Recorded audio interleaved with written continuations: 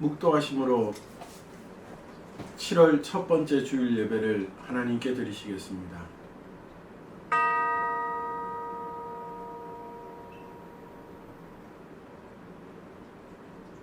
하나님이여 나를 살피사 내 마음을 아시며 나를 시험하사 내 뜻을 아옵소서. 내게 무슨 악한 행위가 있나 보시고 나를 영원한 길로 인도하소서. 좋으신 하나님, 2020년이 시작된 지도 어느덧 6개월이 지나 7월의 첫 주를 맞이합니다. 정신없이 살아온 6개월을 돌아볼 때에 여전히 우리의 생각과 우리의 방법을 의지하며 살아왔던 것을 고백합니다. 주께서 우리를 살펴보실 때에 과연 하나님 앞에서 잘했다 칭찬받을 수 있을지 되짚어 봅니다. 하나님, 2020년의 남은 6개월만은 주께서 우리를 살펴보실 때에 그래 수고했다라는 그 말 들을 수 있도록 우리의 생각과 우리의 모든 것을 되돌리게 하여 주시옵소서. 그 출발점이 예배가 되게 하여 주시고 오늘 드려지는 예배를 통해서 우리를 향한 당신의 뜻을 깨닫고 우리의 삶의 방식에서 하나님을 닮아가는 우리가 되게 하여 주시옵소서. 그리하여서 2020년을 마무리할 때에 하나님 앞에서 부끄럽지만 하나님 그래도 최선을 다하였다라고 내 방법이 아니라 당신의 방법으로 살려고 애썼다라고 고백할 수 있는 우리가 되게 하여 주시옵소서. 각자에서 드리는 이 예배의 시작을 통해 하나님께 좀 더 가까이 갈 수 있는 우리가 되게 하여 주실 것을 믿사오며 우리를 원하신 그리스도 예수 이름 받들어 감사기도 올리옵나이다. 아멘. 찬송가 23장입니다. 찬송가 23장 만입이 내게 있으면입니다. 만입이 내게 있으면 그 입 다 가지고 내 구주 주시는 종을 늘 찬송하겠네. 내 은혜로신 하나님 날 도와주시고 그 크신 영광 널리 펴 다 알게 하소서. 내 주의 귀한 이름이 날 위로하시고 이기의 음악 같으니 참 희락되도다. 내 죄의 권세 꿰뜨려 그 결박 푸시고 이 추한 마음을 피로써 곧 전개하셨네. 아멘. 찬송가 뒤에 있는 성시교독 61번입니다. 찬송가 뒤편에 있는 성시교독 61번 시편 142편입니다. 내가 소리내어 여호와께 부르짖으며 소리내어 여호와께 간구하는도다. 내가 내 원통함을 그의 앞에 토로하며 내 우환을 그의 앞에 진술하는도다. 내 영이 내 속에서 상할 때에도 주께서 내 길을 아셨나이다. 내가 가는 길에 그들이 나를 잡으려고 올무를 숨겼나이다. 오른쪽을 살펴보소서. 나를 아는 이도 없고 나의 피난처도 없고 내 영혼을 돌보는 이도 없나이다. 여호와여 내가 주께 부르짖어 말하기를 주는 나의 피난처시오 살아있는 사람들의 땅에서 나의 분깃이라 하셨나이다. 나의 부르짖음을 들으소서. 나는 심히 비천하니이다. 나를 핍박하는 자들에게서 나를 건지소서. 그들은 나보다 강하나이다. 내 영혼을 옥에서 이끌어내사 주의 이름을 감사하게 하소서. 주께서 나의 갚아주시리니 의인들이 나를 두루니이다. 아멘. 아멘. 이제 주보에 있는 우리의 기도를 같은 목소리로 하시고 1분 정도 묵상의 시간을 갖도록 하시겠습니다. 짧았지만 시원하게 내리꽂히는 장맛비에 짙어가는 초록으로 싱그러운 7월입니다. 시장 가는 길, 문 닫은 가게 앞에 꽃 상자에서 누군가는 돌보지 않고는 그렇게 반짝이며 피울 수 없는 꽃들을 보았습니다. 옆집 가게 주인일 거라고 생각했습니다. 왜냐하면 서로 꽃 상자가 같았고 싱싱하기도 똑같았기 때문입니다. 자기가 떠나간 그 자리에서 그를 기억하는 사람들의 삶이 여전히 지속되고 있고 자기가 가꾸던 꽃이 여전히 피고 지고 있음을 혹 안다면 그 사람에게 위안과 희망이 될 수 있겠다는 생각이 들었습니다. 평범한 우리는 소소하게 성공하고 소소하게 실패하면서 기뻐하고 실망합니다. 그러나 우리를 자녀로 불러주시는 주님으로 인해 새로운 힘과 용기를 얻게 됩니다. 오늘은 7월 첫 주, 아직 우리에게는 반이나 남은 올 한 해가 있고 아직 눈에 보이지 않는 내년 그리고 이어지는 많은 다음 해들을 우리가 살아갈 날들로 기대하고 있습니다. 그날들에서 우리는 때로 웃고 때로 실망하며 어쩌면 익숙한 일상으로 습관처럼 살아갈지도 모릅니다.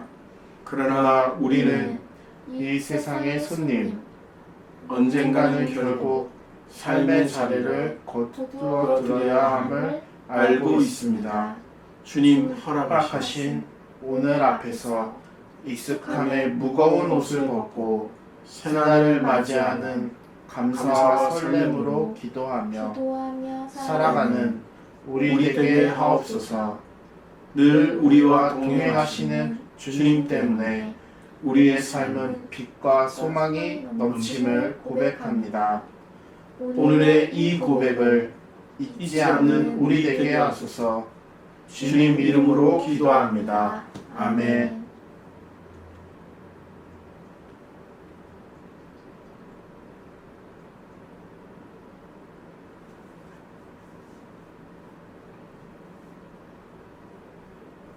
오늘 우리가 함께 볼 하나님의 말씀은 신약 성경 사도행전 28장 11절에서 15절 말씀입니다.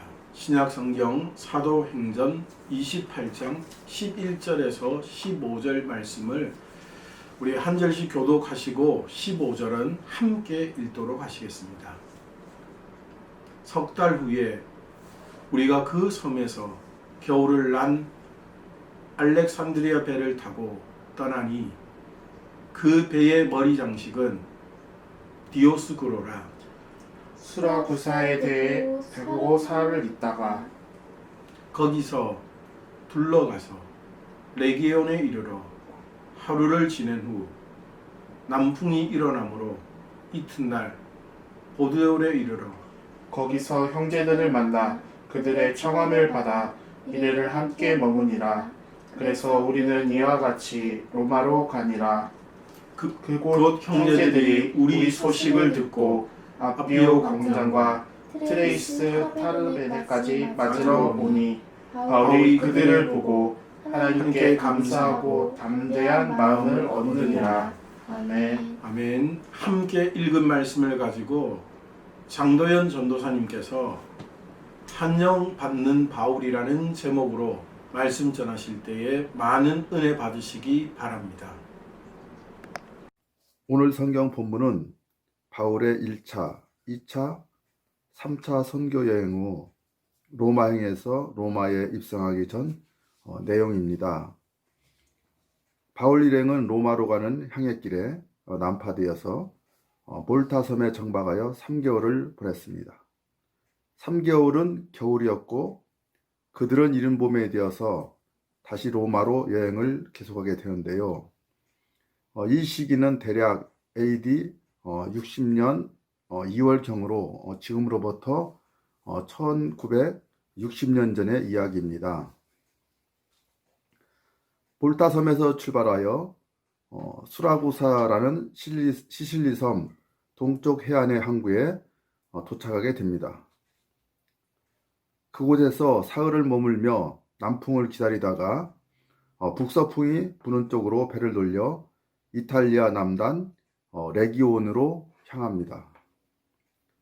그리고 그곳에서 하루가 지난 뒤에 남풍이 불어서 다음날 나폴리만에 있는 보디올이라는 항구에 도착하게 됩니다. 보디올이라는 곳은 성경사전에 의하면 샘, 작은 우물, 유황샘이라는 뜻을 가지고 있으며 나폴리만 서쪽 11km 지점에 위치한 천연 항구로 로마에서 가장 인접한 곳으로 설명합니다. 그리고 덧붙여서 사도 바울은 로마로 앞송 도중 이곳에 상륙하여 일주일간 성도들로부터 극진한 대접을 받았고 이 지역은 일찍부터 복음이 전파되어 많은 성도들이 거주하고 있었다고 설명합니다. 그렇습니다. 로마 교회는 사도 바울이 가기 전에 이미 세워졌고 복음이 전파되어 있었습니다. 누가 세웠을까요?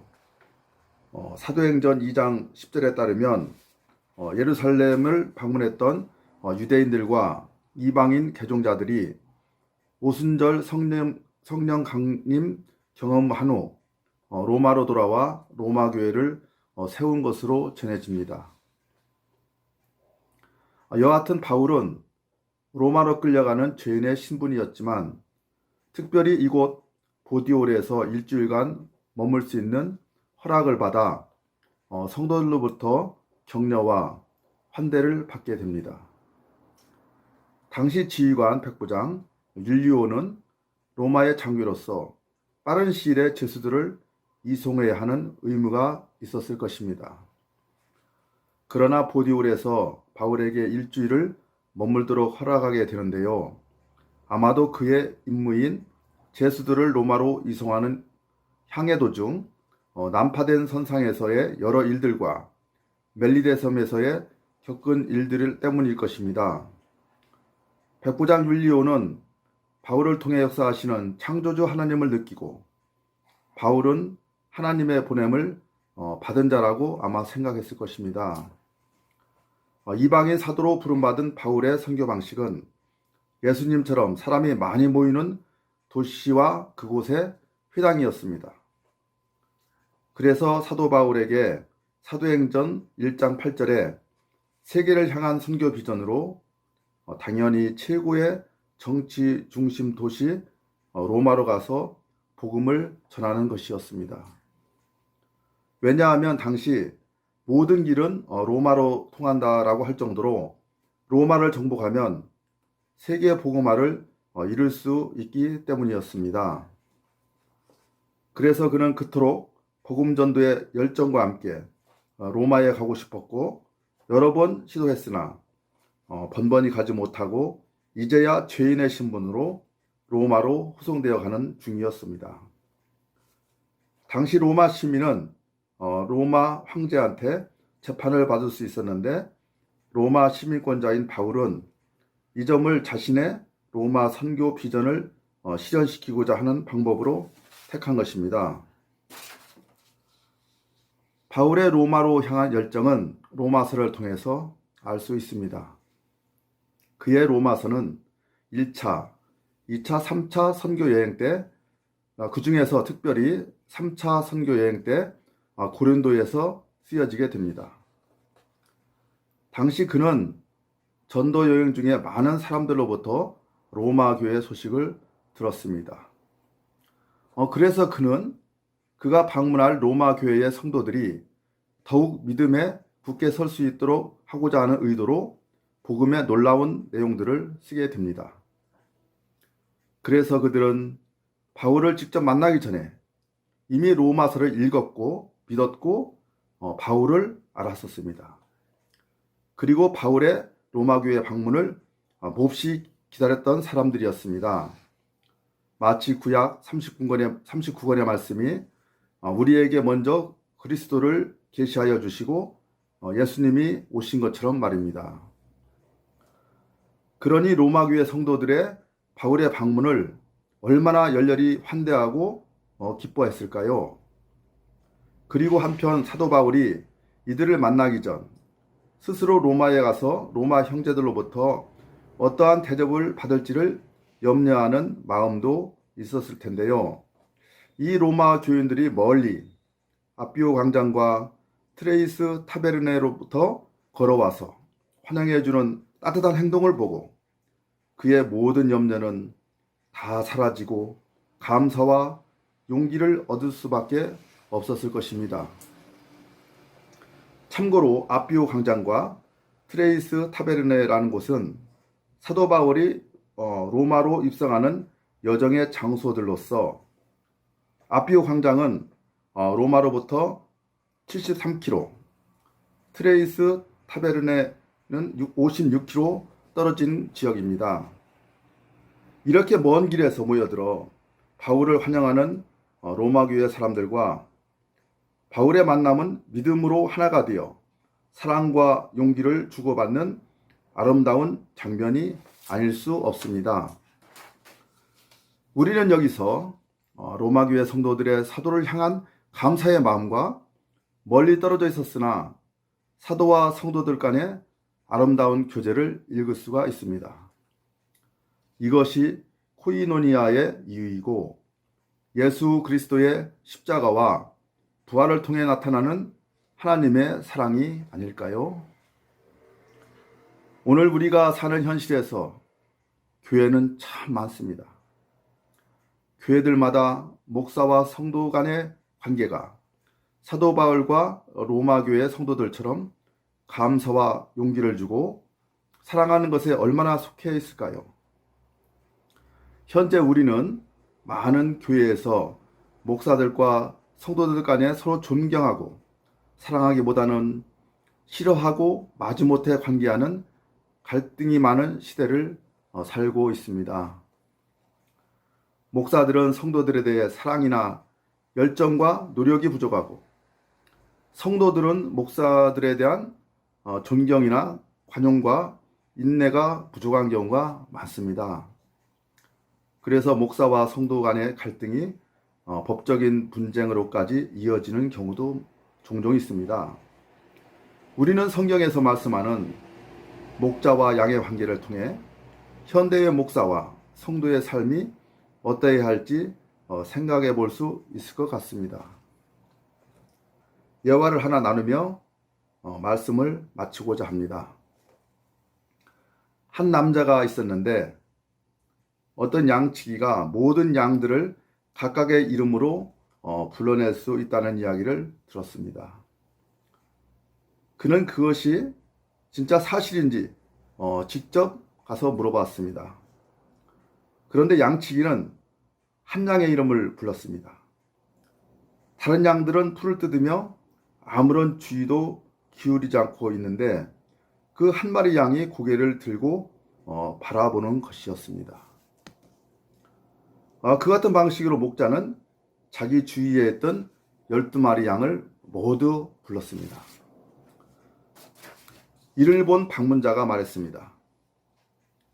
어떻게 당신은 양들을 분간할 수 있지요? 양들 모두가 다 똑같이 보이는데요. 그래서 목자는 말하기를 자기 양들 중에서 흠없는 양은 하나도 없기 때문에 각각의 결점으로 자기의 모든 양을 구분한다고 말해 주었습니다. 그리고 목자는 그 남자에게 어떤 낯선 사람도 양을 속일 수는 없다고 이야기해 주었습니다. 그러자 그는 그 목자의 옷을 입고 모자를 쓰고 지팡이를 들고서 양떼에게 다가갔습니다. 그는 가장에서 목자의 목소리와 아주 비슷하게 말해보았으나 양떼 중 어느 한 마리도 그를 따라오지 않았다고 합니다. 목자가 양을 알아보고 양이 목자를 알아보는 아름다운 사랑과 신뢰의 관계가 이 땅의 모든 교회들마다 회복되고 성장하기를 기도합니다. 찬송하시겠습니다. 찬송가는 570장 주는 나를 기르시는 목자. 나를 기르시는 목자요, 나는 주님의 귀한 어린 양. 푸른 뿔밭 맑은 시내 물가로 나를 늘 인도하여 주신다.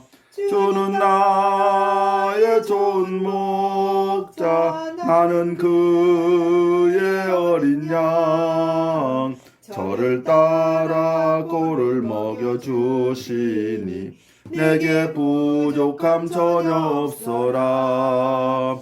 예쁜 새들 노래하는 아침과 노을 비끼는 고운 황혼에 사랑하는 나의 목자 음성이 나를 언제나 불러주신다.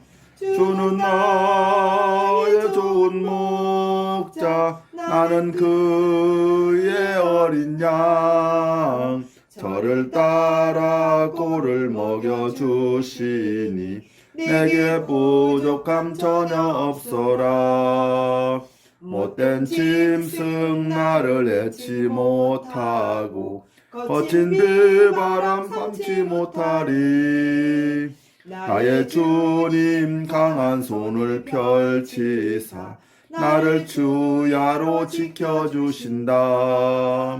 주는 나의 좋은 목자, 나는 그의 어린 양. 저를 따라 꼴을 먹여주시니 내게 부족함 전혀 없어라. 아멘. 기도하시겠습니다. 하나님 아버지, 예배를 인도하시고 은혜 주심을 감사합니다. 오늘 허락하신 말씀을 통해 사도 바울의 선교 비전을 향한 다름질이 로마교회 성도들에게 잘 전해져서 아름다운 주 안에서 교제 장면을 배울 수 있었습니다. 늘 서로 보면 반갑고 용기를 주는 사람이 되기를 원합니다. 그것은 주께서 보여주신 섬김의 삶이었고 영생을 보장받는 믿음으로 전진하여 얻어진 것이었습니다. 오늘 전반기를 보내고 남은 반기를 보내는 시점에 더욱 그러한 믿음을 간구하며 사랑의 삶을 살기 원합니다. 주의 은혜로 채워주시고 인도하여 주시옵소서. 감사드리며 이 모든 말씀 우리 주 예수님의 이름으로 기도합니다. 아멘.